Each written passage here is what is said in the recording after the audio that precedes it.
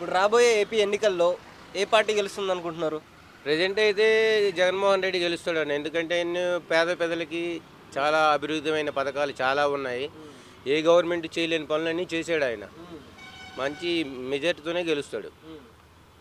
అంటే జగన్ గారు అప్పులు మాత్రం చేస్తున్నారు, అభివృద్ధి మాత్రం లేదని చెప్పేసి చాలామంది అంటున్నారు. దాని పట్ల మీ అభిప్రాయం ఏంటి? రాష్ట్రం విడిపోయింది కదన్నా.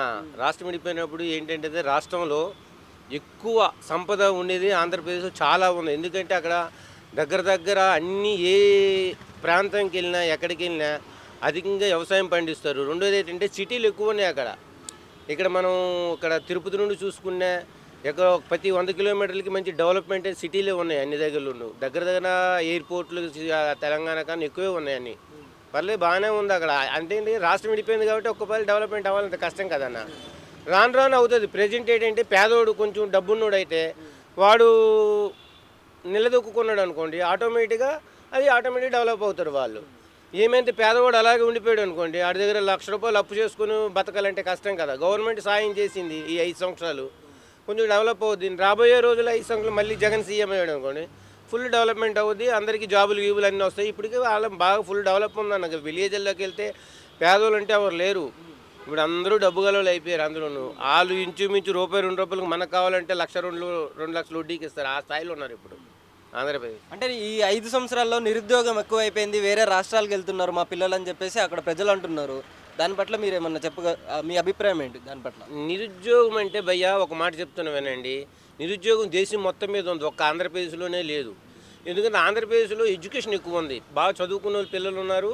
ప్లస్ ఏంటంటే రైతులు కూడా తెలివైనోళ్ళు అక్కడ. ఎవరు తెలివి తక్కువోళ్ళు అంటే ఎవరు లేరు అక్కడ. డబ్బులు ఎలా పొదుపు చేసుకోవాలో, ఎలా దాయాలో వాళ్ళందరికీ తెలుసు. కష్టపడి చదివించి పిల్లలు చదివిస్తున్నారు. ఇంతకు ముందుకి ఇప్పటికి చాలా ఎడ్యుకేషన్ మారిపోయింది. పిల్లలు కూడా విజయవాడ, బెంగుళూరు అన్నీ అప్పుడు కూడా ఎలాగైతే బయటికెళ్ళి చదువుకున్నారో ఇప్పుడు కూడా బయటికెళ్ళి చదువుకొని జాబులు అన్ని దగ్గర సెటిల్ అవుతున్నారు. అక్కడే జాబ్ చేయాలంటే కొంత టైం పడుతుంది. ఎందుకంటే కంపెనీలు అవన్నీ షేరింగ్లో ఉన్నాయి కాబట్టి అవన్నీ రావాలి, చాలా టైం పడుతుంది. ఇంకొక 5 ఏళ్ళలో విశాఖపట్నం, విజయవాడ, తిరుపతి ఇలాంటి పెద్ద సిటీల్లో ఆటోమేటిక్గా అన్ని రాష్ట్రాల నుండి వచ్చి డెవలప్మెంట్ అవుతుంది. ఇప్పటికే 90% డెవలప్ అయింది. ఇంకో 10% అవ్వలే. అంటే ఒక్క రాజధాని ఉండడమే కొంచెం కష్టంగా ఉంది. కానీ 3 రాజధానులు తీసుకొస్తా అంటున్నారు గదా! ఆ డెవలప్‌మెంట్ అది తొందరగా అయ్యే అవకాశం ఉందా? ఒకవేళ 3 రాజధానులొస్తే? అయ్యా ఒక్క రాజధాని ఉంటే వాళ్ళు చంద్రబాబు నాయుడు చేసింది కరెక్ట్ అనుకుంటే ఆయన విజయవాడ, విశాఖపట్నం రాజధాని చేయాలి. వాళ్ళు చేసిన తప్పేంటంటే ఓ 33,000 ఎకరాలు తీసుకొని ఆ 33,000 ఎకరాలు డెవలప్మెంట్ చేసి ఒక్కసారి చేయాలంటే అది కనీసం ఒక 50-60 ఏళ్ళు అవుద్ది అది తయారైనప్పటికీ. విశాఖపట్నం, విజయవాడ, గుంటూరు, నెల్లూరు ఓ పెద్ద సిటీ తీసుకొని దాన్ని రాజధానిగా తయారు చేసిస్తే గత ప్రభుత్వంకి దెబ్బ పడకపోను, అది ఆ ప్రభుత్వం నిలదొక్కును. వాళ్ళు ఏం చేసినారు, అనవసరంగా చుట్టుపక్కల రైతులు లేపించి 33,000 ఎకరాలు తీసుకొని అది జరగని పని. అది ఇప్పుడు 3 రాజధాని అన్నారా అంటే ఈ 3 రాజధానులు అంటే రాబోయే కాలంలో రాష్ట్రంలో ఇబ్బందులకి ఎదుర్కోకుండా ఉండడానికి కోసం జగన్మోహన్ రెడ్డి చేసిన మొదటి ప్రయత్నం అది. మొదటి ప్రయత్నం అంటే 3 రాజధానులు అంటే ఇంతకుముందు ఆంధ్ర, తెలంగాణ మొత్తం కలిసి ఉండి ఇడిపోయారు. ఈ దెబ్బ అక్కడ మళ్ళీ పడుతుంది ఎప్పటికైనా. నేను ఆంధ్ర సపరేట్ కావాలని, తెలంగాణ సపరేట్ కావాలని ఎలాగప్పుడు గొడవలు అయినాయో, ఇప్పుడు రాయలసీమ సపరేట్ కావాలని, ఆంధ్రప్రదేశ్ సపరేట్ కావాలని మరి వాళ్ళు గొడవలు లేక 3 రాజధానులు చేసిన. 3 రాజధానులు చేయడం వల్ల నష్టమేం లేదండి. 3 రాజధానులు అంటే పరిపాలనకు రాజధాని ఉండదు, కానీ ఎప్పటికీ కంటిన్యూగా ఉండేది అమరావతి. ఎందుకంటే అక్కడ సచివాలయం ఉంది, ఎంపీలు, మినిస్టర్లు, ఎమ్మెల్యేలు అంతా అక్కడ క్వార్టర్స్ అన్నీ ఉన్నాయి కాబట్టి ఎప్పటికైనా అదే రాజధానిగా ఉంటుంది. మిగతాది పరిపాలన రాజధాని. అది ఎవరు సీఎం అయితే వాళ్ళ చేతిలో ఉంటుంది. అది అంటే ఇప్పుడు చంద్రబాబు గారు మరి పవన్ కళ్యాణ్ గారు కలిసి వస్తున్నారు గదా! ఓట్లు చీలడం అట్లాంటివి ఏం జరగవు అని చెప్పేసి అంటున్నారు. దానివల్ల ఏమన్నా సీట్లు కోల్పోయే అవకాశం ఉందా ఎవరికి వైఎస్ఆర్‌సీపీకి? వైఎస్ఆర్సీపీకి పవన్ కానీ చంద్రబాబు నాయుడు కలిసి కానీ పోటీ చేసినా వాళ్ళకి వచ్చే నష్టమేట్లేదండి. మ్యాక్సిమంగా వైఎస్ జగన్మోహన్ రెడ్డికి 1,80,00,000 సాలిడ్ ఓట్లు ఉన్నాయి. ఎలాగంటే పేద ప్రజలు ఓట్లు వేసినవి. దానివల్ల ఆయనకి 150 నుండి 152 ఆ సీట్లు వచ్చేసాయి. పవన్ కళ్యాణ్ చేసిన మొదటి తప్పు ఏంటంటే టీడీపీతో కలకని ఉంటే ఆయనకు 10-20 సీట్లు వచ్చే అవకాశం ఉంది. కానీ ఈసారి కాబట్టి నెక్స్ట్కైనా ఆయన సీఎం అవుతుడు. ఆయన మొదట చేసిన తప్పు ఏంటంటే కులము అని ఒక ఇది తెచ్చాడు కాబట్టి కాపులు ఎక్కువ మంది ఉన్నారు. 22% కాపులే ఉన్నారు ఆంధ్రప్రదేశ్లోన. ఆ 22% కాపులకి ఈయన ఏం చేశాడండి, అన్యాయం చేసినాడు. తీసుకెళ్ళి చంద్రబాబు నాయుడు దగ్గరికి వెళ్ళి ఆ 24 సీట్లు తీసుకోవడము అది చాలా తప్పు పని. ఆయన తెలుసో తెలియకో ఆయన బ్యాక్లో నుండి ఎవరైనా ఉన్నారనుకోండి, వాళ్ళు సరైన వాళ్ళు ఆయన గైడ్లైన్స్ ఇవ్వడం లేదు ఎవరు. ఆయన ఓన్ నిర్ణయం తీసుకొని అలా చేస్తున్నాడు, కానీ ఆవేశంలో చేసిన పనులే. కానీ అది చాలా తప్పు. ఆయన కష్టం ఆ పార్టీ ముందుకు రాలేదు ఇలా చేస్తే.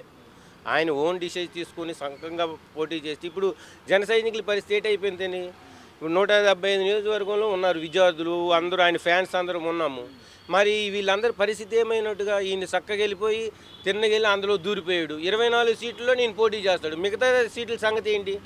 ఫ్యాన్స్ అందరూ ఏం చేస్తారు, తెలుగుదేశంకి లోటేయరు, జగన్కి వేస్తారు, జగనే గెలుస్తాడు అని అక్కడ టాక్ అలాగ అనుకుంటున్నారు.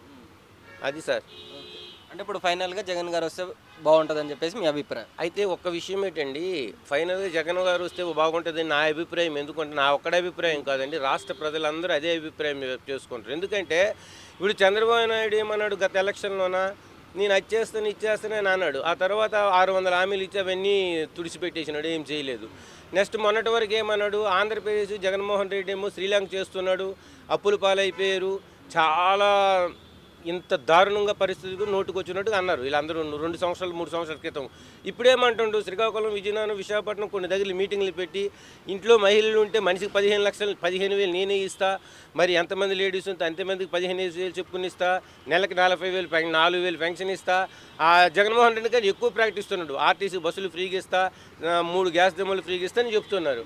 ఇవన్నీ చెప్తున్నాడు. ఇప్పుడు నీకు ఇప్పుడు డబ్బులు ఎలాగొస్తాయి? అప్పుడు మరి శ్రీలంకగా మోసపోదా రాష్ట్రం ఎందుకు మరి అప్పులు దివాలా తీయదు? ఇప్పుడు నువ్వు దివాలా తీసినావు, నీకు అధికారం కోసం నువ్వేవో చేస్తున్నావు, అదంతా రాంగు.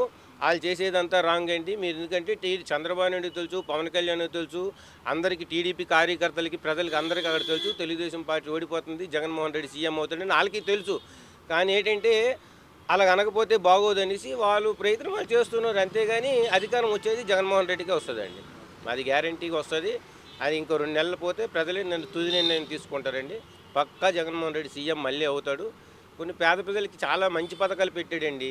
ఏంటంటే ఒక ముసలోళ్ళు ఉన్నారండి, 60 సంవత్సరాలు దాటిన వాళ్ళు నడుచుకొని వెళ్ళలేరు. నాలంటి వాళ్ళు ఉన్నాను, ఎక్కడో పని చేసుకుంటున్నాను, తల్లిదండ్రులకి ఇంటి దగ్గర ఉద్దేశం. అలాంటిది 1వ తేదీకి వెళ్ళి ఈ డోర్ కొట్టి మరి నువ్వు 1వ 2వ తేదీలకి వెళ్ళి 3,000 రూపాయలు పెన్షన్ ఇస్తుంటారండి.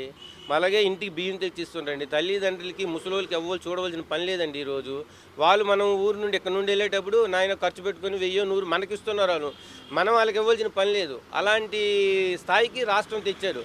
కానీ వీళ్ళందరూ ఏమంటుంటారంటే సైకో అంటారు, అది అంటారు, ఇది అంటారు. వీళ్ళు కడుపు మంటకి తట్టుకోలేక ఇన్ని 40 సంవత్సరాల ఇండస్ట్రీని ఒక్క దెబ్బకు ఓడించినాడంటే బాధ కదా, అది వాళ్ళ ప్రాబ్లం ఉందని అది సార్ నా అభిప్రాయం. అంటే ఇప్పుడు ఈ పెట్టిన సంక్షేమాలు ఏమైతే ఉన్నాయో వాటి వల్ల ప్రజలు బాగా బద్ధకం ఎక్కువైపోయింది, పనులు చేయడం మానేస్తున్నారు, డబ్బులు వస్తున్నాయి అని చెప్పేసి అంటున్నారు. దానిపైన మీ అభిప్రాయం ఏంటి? అది కరెక్టే అంటారా? అది చాలా రాంగ్ విషయం సార్. అది సార్ ఏం సార్, అసలు ఒక 15,000 ఇస్తే బద్ధకం అయిపోతారండి ఎవరైనా. ఆ 15,000తో నెలగండి బతుకుతారు. 15,000 అయితే ఒక నెల రోజులు ఖర్చు అయిపోతాయి.